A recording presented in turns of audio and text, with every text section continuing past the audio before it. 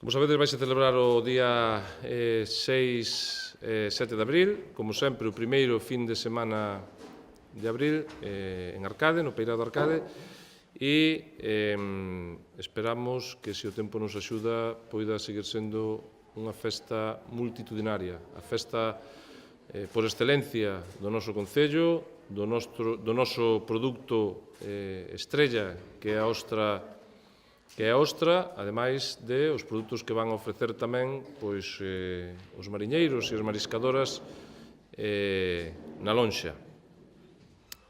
É un ano no que realmente esperamos batir todos os récords de asistencia, esperamos que, ademais, o tempo nos acompañe, e esas son as previsións, e, por suposto, contaremos co mellor produto dispoñible para esas datas.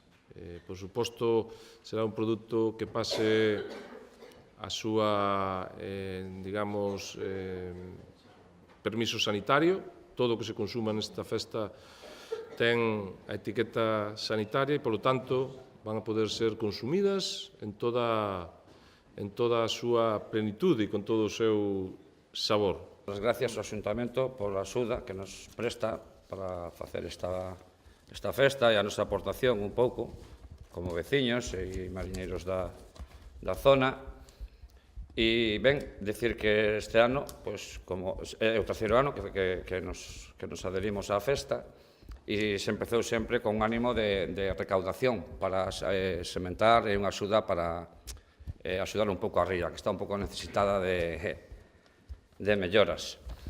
E os produtos, máis ou menos, son como os destes anos, simplemente que vamos cada ano cambiando un pouco os platos. Usamos os mesmos produtos, que serían basicamente ameixas, choco, anguía e quisquilla, ou camarón.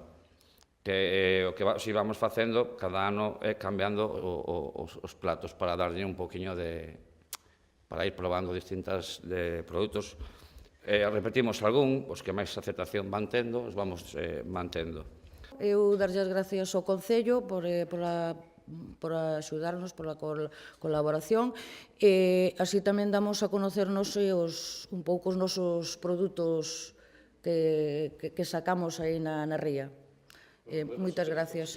A ver, primeiro de todo, agradecer esta oportunidade a Agustín e a Loli, que me avisaron para facer este cartel. Para min é un honor poder realizalo, posto que, como sabemos, é unha das festas máis importantes do noso concello.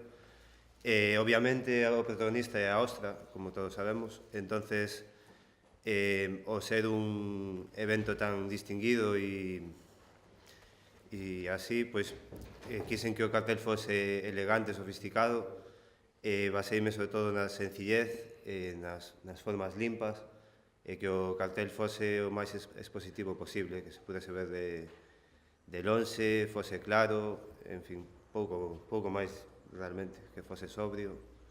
E, por tanto, pensamos que estamos nun momento en que a Festa da Ostra pode tamén acadar este ano números e cifras que nunca se acadaron con anterioridade.